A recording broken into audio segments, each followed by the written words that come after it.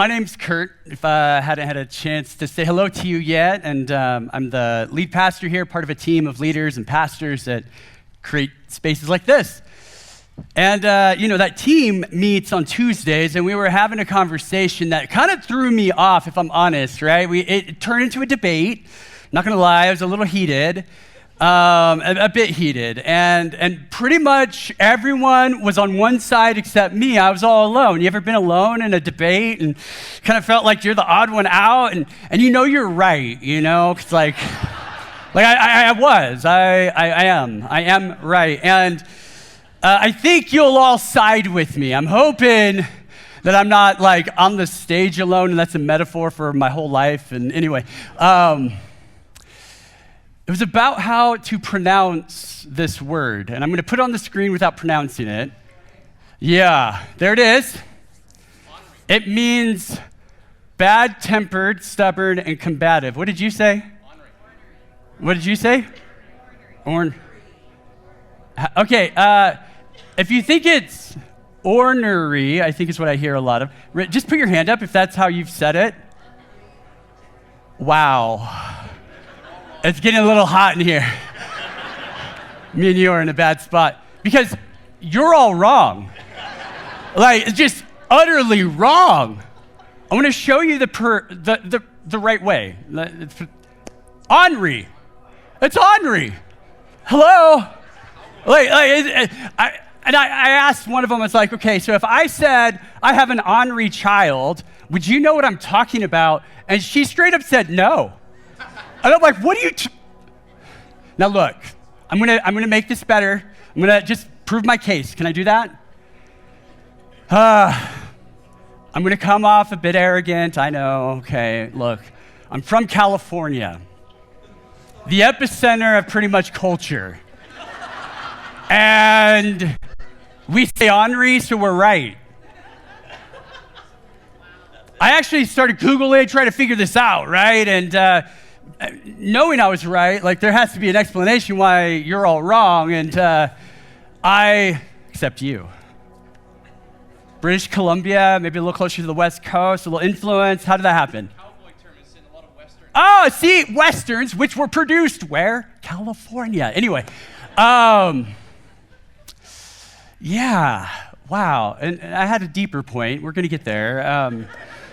But I started Googling, then I watched this video, and I'm not going to try to explain the difference between a rhotic and non-rhotic pronunciation of an R, but apparently the West Coast, especially in the States, tends to be non-rhotic, so we just sort of skip some R's, and that's normal, and that's the right way to do it. So, and it's interesting because what's really showing up is backstory, right?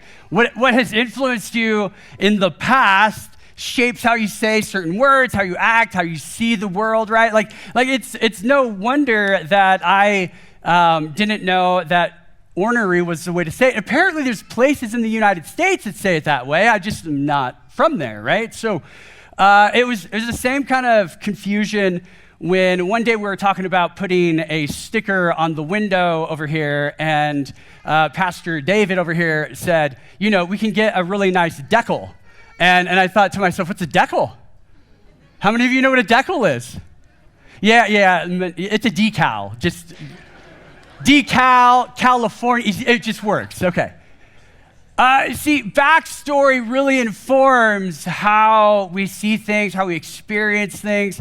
And in fact, our backstory can make something that we might share together in a moment. But if you have a particular backstory, there might be more meaning in that moment than it would have for me. It's possible that when we're coming to situations that the stories we have in our hearts and our minds and our experiences really shape everything from how we say words or to what we think about what means what. And today, what we're going to find is that there is a huge backstory at work in the Palm Sunday story.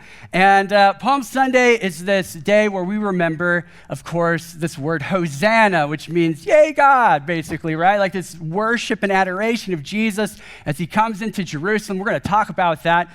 And what we'll find is actually for a Jewish person, this isn't a one-off moment. This is actually loaded with a bunch of backstory that really makes the meaning what it was for us today, but really for those first folks who waved palm branches and celebrated that King Jesus was entering Jerusalem. And it's fascinating because the contrast we'll see is that when Jesus enters Jerusalem, it's under a very different set of circumstances than other people had done in the past.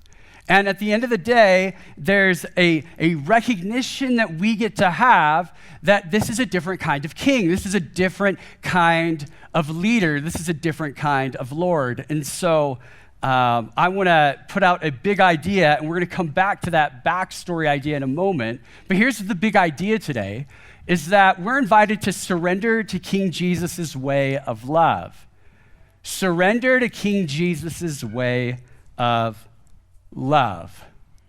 And as we consider surrender, and as we consider Jesus as our king, but it's a different sort of kingdom, a different sort of experience, what I want us to do is to notice that we all have a choice to choose to be part of Jesus' good news people and to reflect something that's radically different but good. Or we can use words that sound like this over here, but actually, through our actions and through our worldviews and through our ideas about how the world should be, end up kind of just borrowing from what feels comfortable in our culture and Jesus-y-ing it, if that makes sense, right? Like just sort of Jesusify, we'll make up a word, right? And so we're really going to get the invitation to wrestle with this today. And so what does it look like to surrender to King Jesus' way of love? Well, Jesus has been growing his reputation, of course, because he's healing people. He's teaching these incredible sermons, these incredible life lessons. He's making people who don't feel like they matter know that they matter. And he's now heading to Jerusalem, which will be his final sort of week that we're stepping into here as we celebrate Holy Week all the way to Good Friday and Easter Sunday. And so Jesus shows up, and now you've got to just have a picture of what this must be like, because Jesus has traveled from Jericho, and this is a place on the earth that is considered the lowest sort of elevation of any city on the earth. Jericho is about 800 feet below sea level at this time. And so Jerusalem, which is about a dozen miles or so away, is much higher. It's actually at about 3,000 feet above sea level. So you can imagine it's not a very long kind of lateral trek, but you're sort of like doing this as you get there. And so the trip is exhausting. The trip takes a lot out of you. And so when you get to the gates or just outside the city of Jerusalem, it's like, we made it.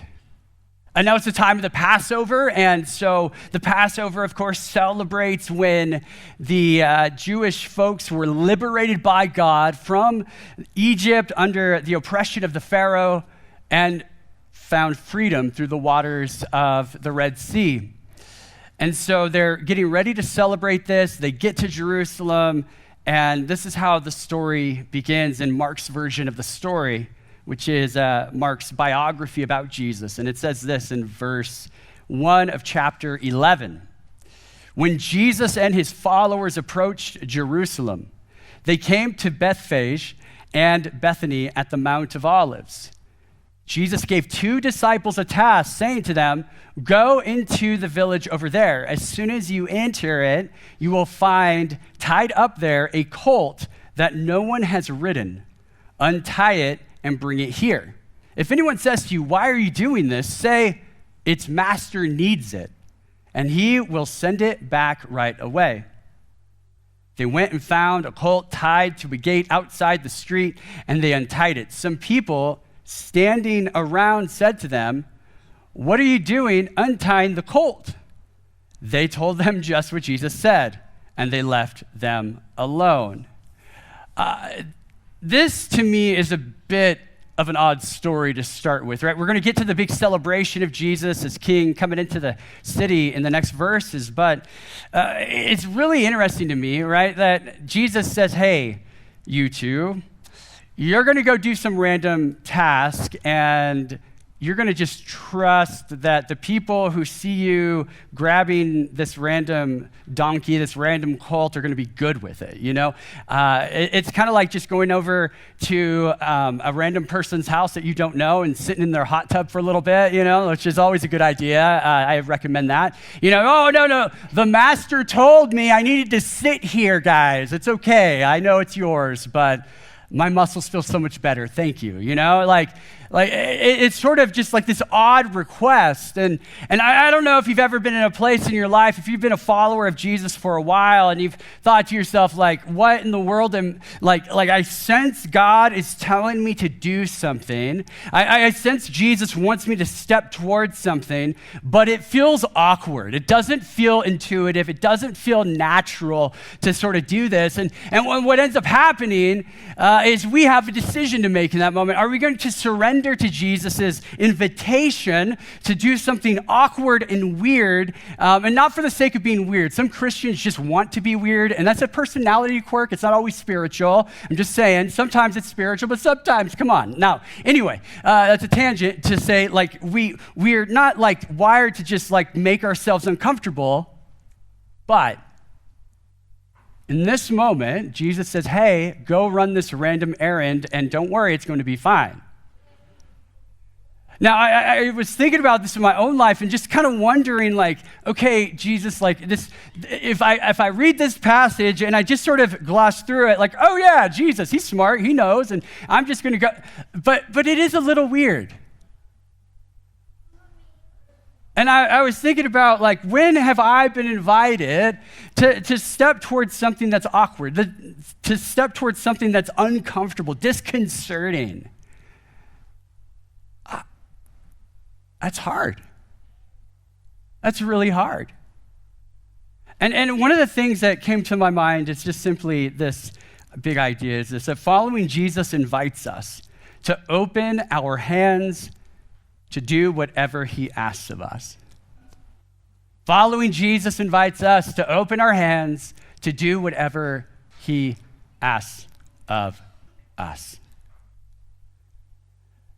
Now, the way that we experience what Jesus is inviting us to do will differ, right? For some of us, it'll be in prayer, and we'll just have this sense that we're being invited into something. Now, here's the deal. You typically want to test these things out with other people, right? Like, if you're hearing something, for instance, this is a radical extreme, but if you're hearing something in your mind and you think, this is what Jesus wants me to do, and it first of all doesn't line up with the character of Jesus, you're not hearing Jesus, and that is something you don't want to do, right? So if it doesn't line up with the character of Jesus, if it is something that seems like it's going to harm other people, it's probably not Jesus, right? So there's an invitation to test these things out and to wrestle with them and to bring other people into the journey. But he might ask you to do something that requires you to just simply open your hands and say, okay, I'm not going to hold on to this thing any longer. I'm not going to hold tight to control, to what feels easy, to comfort. And, you know,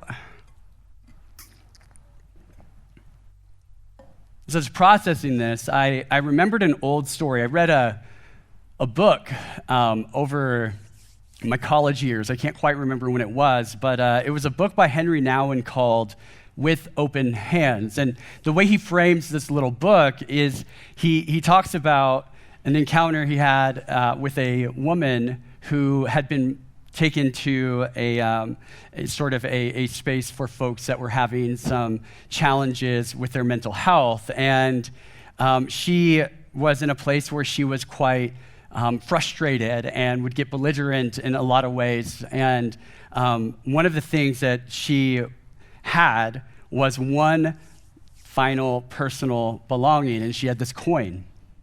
And in her palm was this coin, and she would not let go of it no matter what. And so when people tried to take it from her and put it, in her like safety box or whatever, she wouldn't let go. It was the last thing that she had left that made her feel like her in that moment. And now it kind of highlights the way that sometimes, in her case, like we can empathize and we could say, absolutely, we understand why she would cling to this. Her world is disoriented. Life is hard. And so I don't fault anyone in this situation, but he uses it as a metaphor to simply say, we do that with God too, though.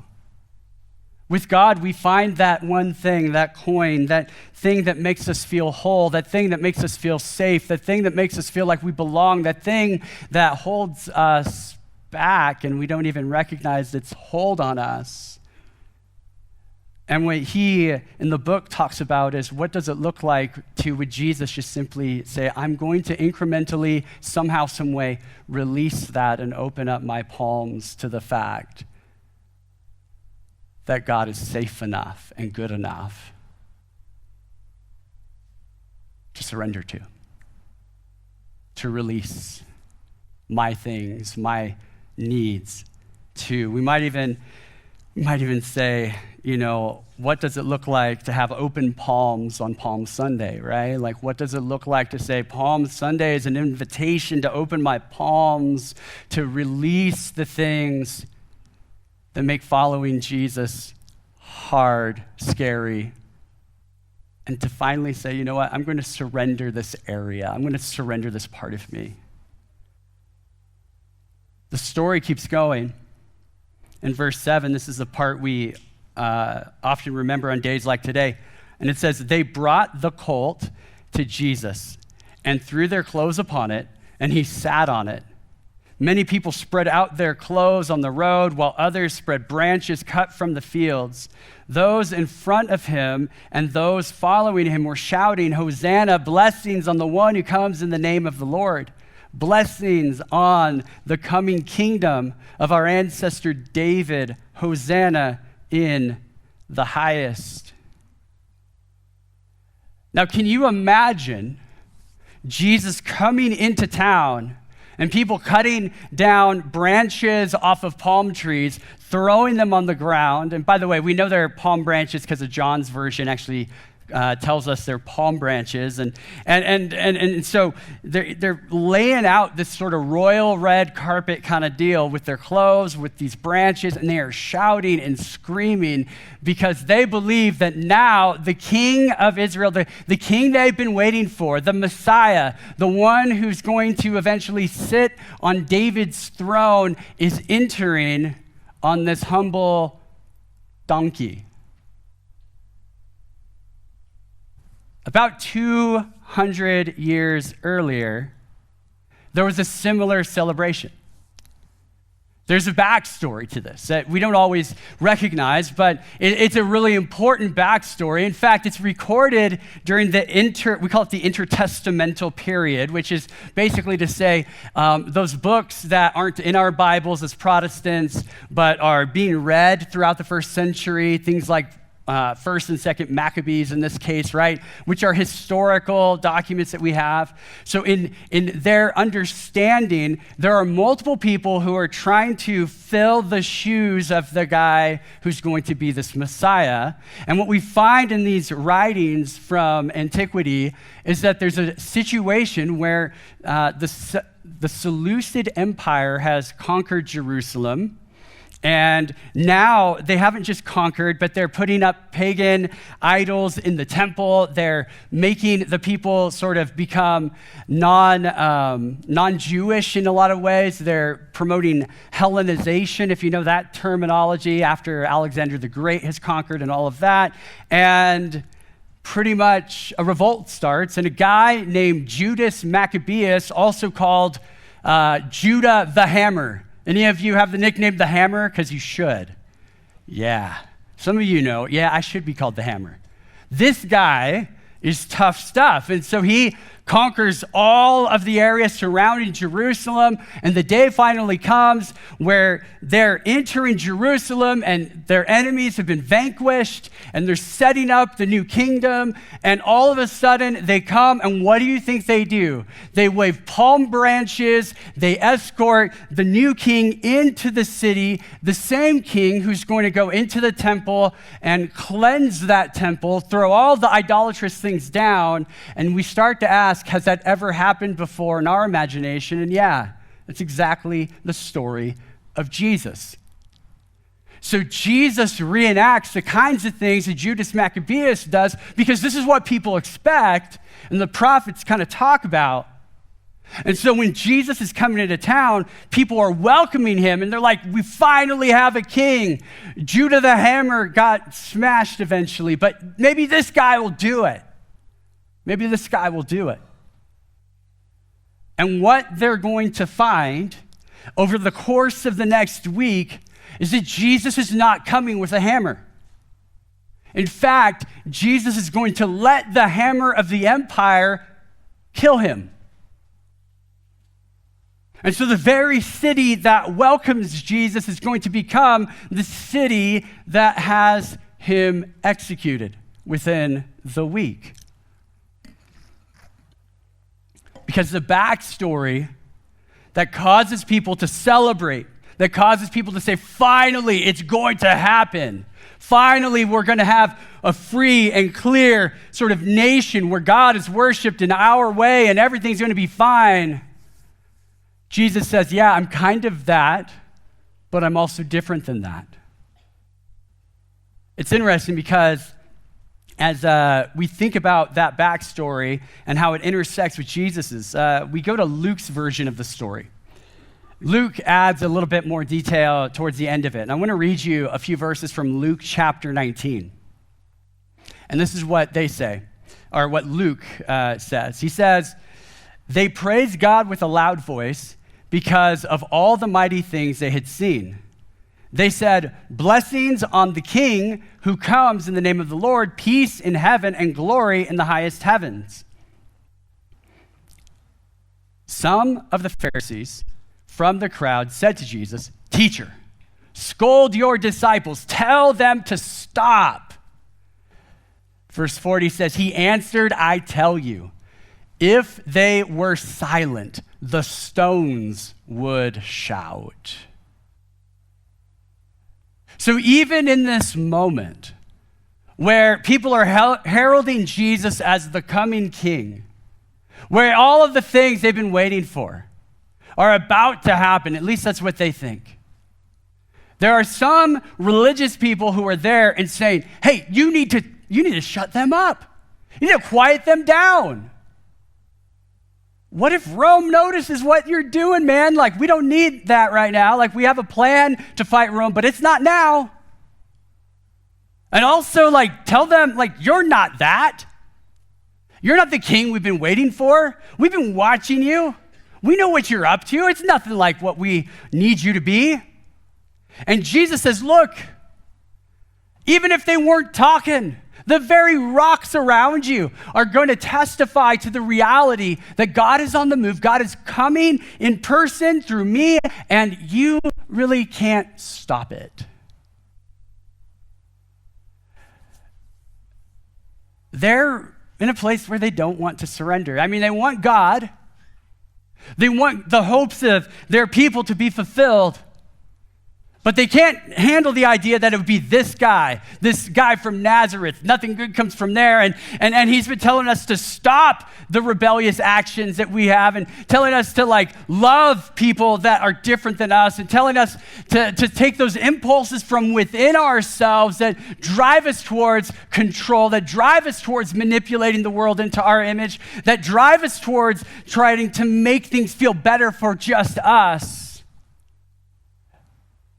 And he's been saying, no, that's not my way. My way is radically different. I'm a different kind of king. And Jesus continues to say, surrender to my way of love. Surrender to King Jesus' way of love. And people don't want to do that. And, resisting Jesus' way aligns us with a different kingdom. Resisting Jesus' way aligns us with a different kingdom.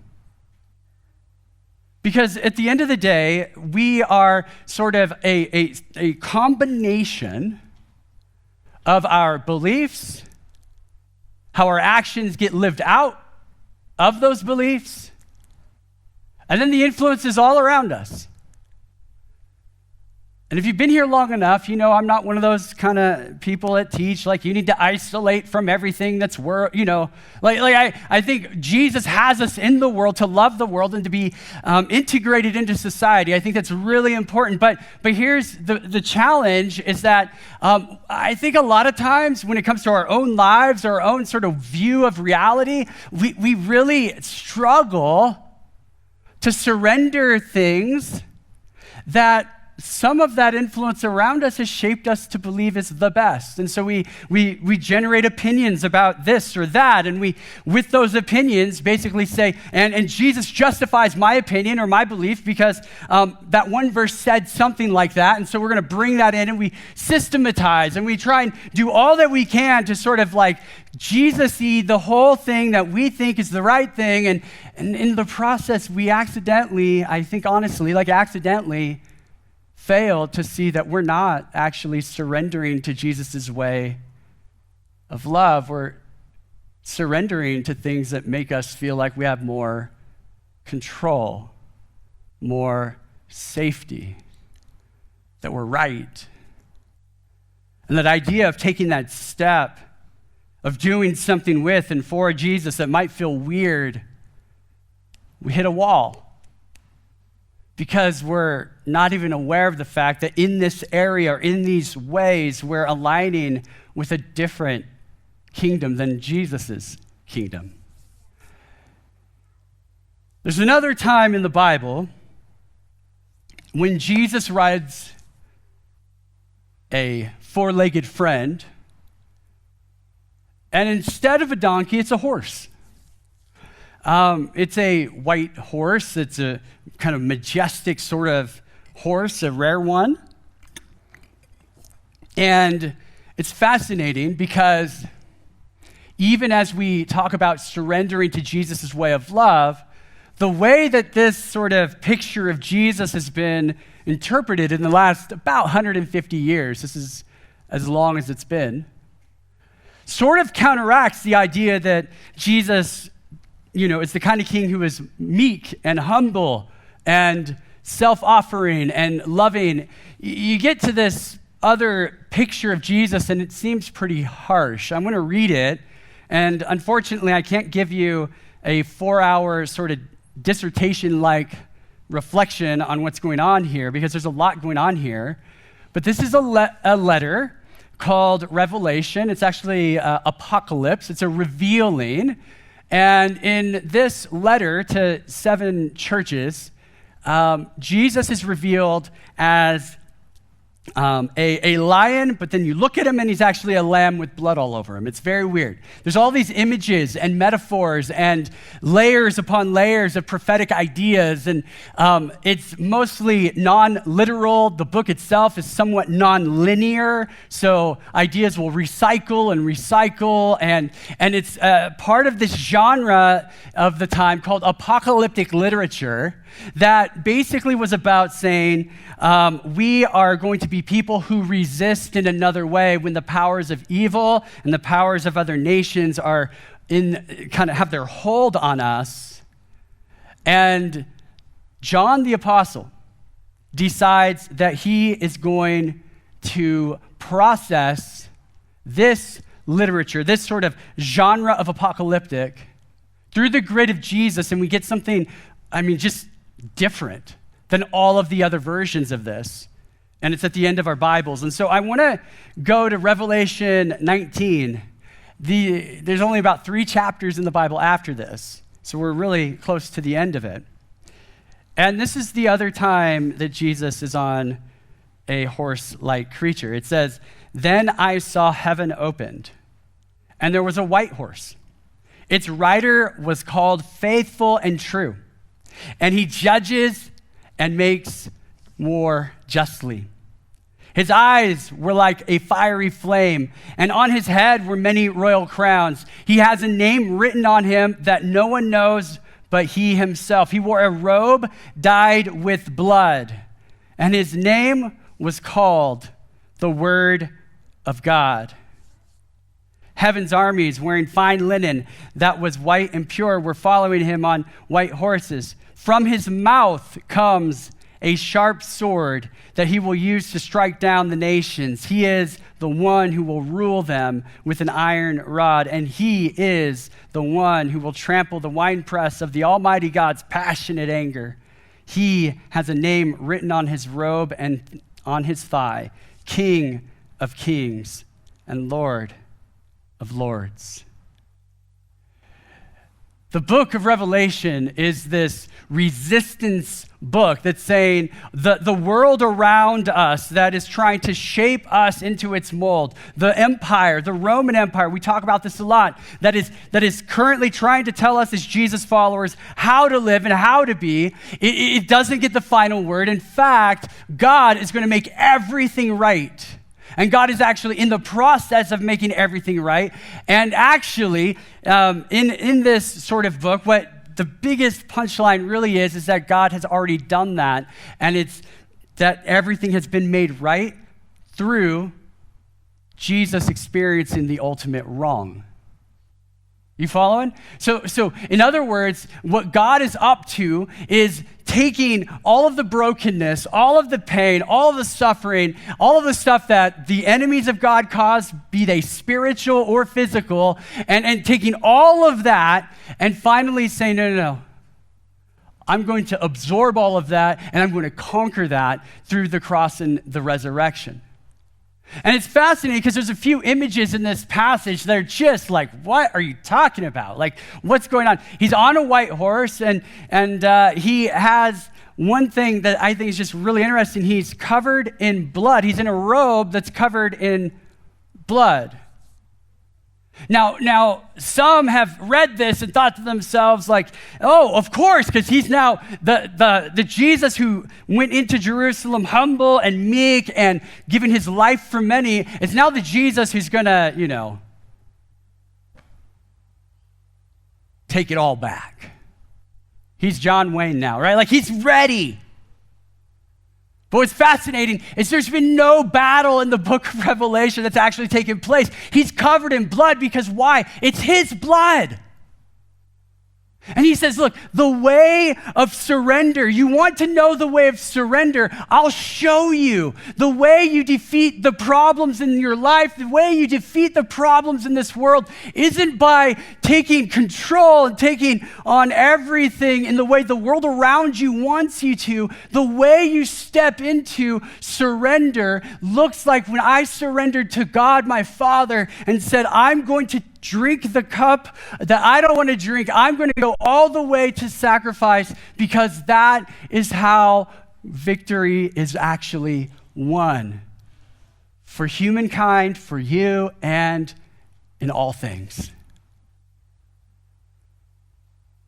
And if we weren't clear enough already, he has a sword, but what is it? It's coming out of his beak, right? Like it's coming out of his mouth. And the sword is this image of like when Jesus speaks the truth, everything that's not true is just out of the way at that point. And why do we talk about this? Well, I'm going to give you a couple of quick quotes that just sort of frame this a bit, and we're going to tie it all together here as we close. Here it is. First, Michael Gorman, who's a biblical scholar, he says this about this scene. He says, there's no actual final battle in Revelation. Why? Because the images of battle are supposed to suggest to us that the promise and reality of God's defeat of evil. Sorry, I said something wrong. Hang on. Because the images of battle are supposed to suggest to us the promise and reality of God's defeat of evil, but they are not the means of that defeat. There is no literal battle, no literal war of the Lamb for those present at the second coming to join in, no literal pre-return of Jesus campaign conducted by human soldiers, Christian or otherwise, on behalf of God. Christ's only weapon is the sword of his word.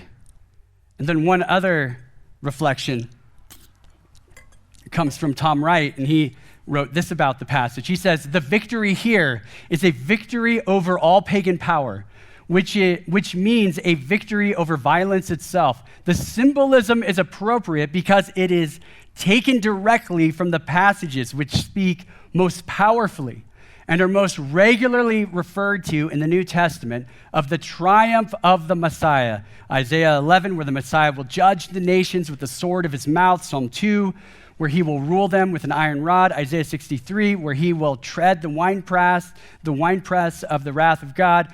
As John's readers know well by now, the actual weapons which Jesus uses to win the battle are his own blood, his loving self-sacrifice. His loving self-sacrifice. So if we want to know what it looks like to surrender to the way of Jesus, to surrender to a different kind of king, Jesus shows us that that means I'm willing to give. I'm willing to release. I'm willing to say that I don't have to have it all figured out. We can release control, release expectations, release possessions and pain.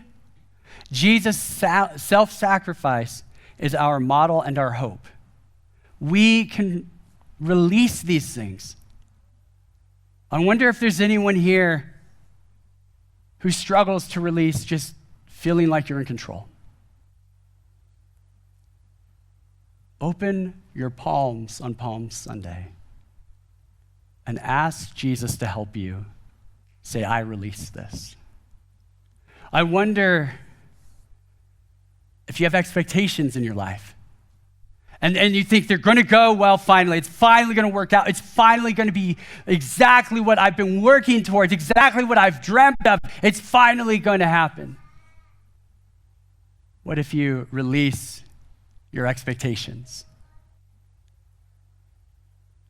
to Jesus' love? Your possessions. God, I need these things. I like these things. I want these things. Maybe there's things in your life that you're just like, they make me happy. They make me feel. Or maybe it's a job. Maybe there's a lot of ways this could work itself out. What if you simply said, surrendering to a different kind of king says, I'm just going to be open to the fact that this stuff isn't mine anyway. And your pain. Self-sacrifice hurts.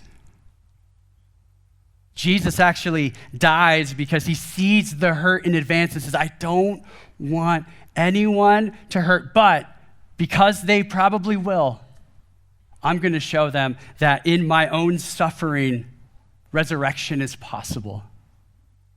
Are you holding on to something? Are you holding on to a deep pain that has led to bitterness, that has led to frustration, that has led to other things? What if you just opened up your palms and said, Jesus, I need you to help me hold this in a different way? Palm Sunday declares that another king has arrived. It's a king who is humble and courageous. It's a king who says the way that we want to run our lives in reality may not be the best way, but surrendering to love might change everything. As we close, I want to invite us, if you're able, would you stand with me? I want to just invite us to stand. The worship team is going to start heading up this way.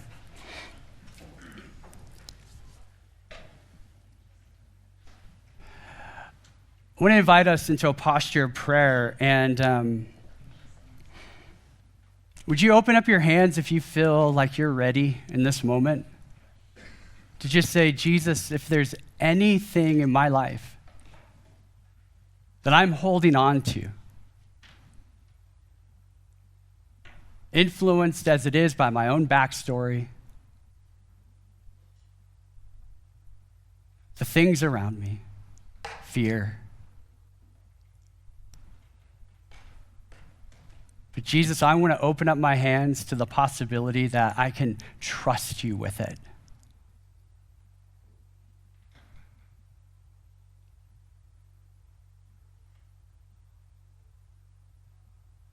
So Jesus, I pray that we would increasingly release our control, our sense of expectation, the things in life that make us feel comfortable.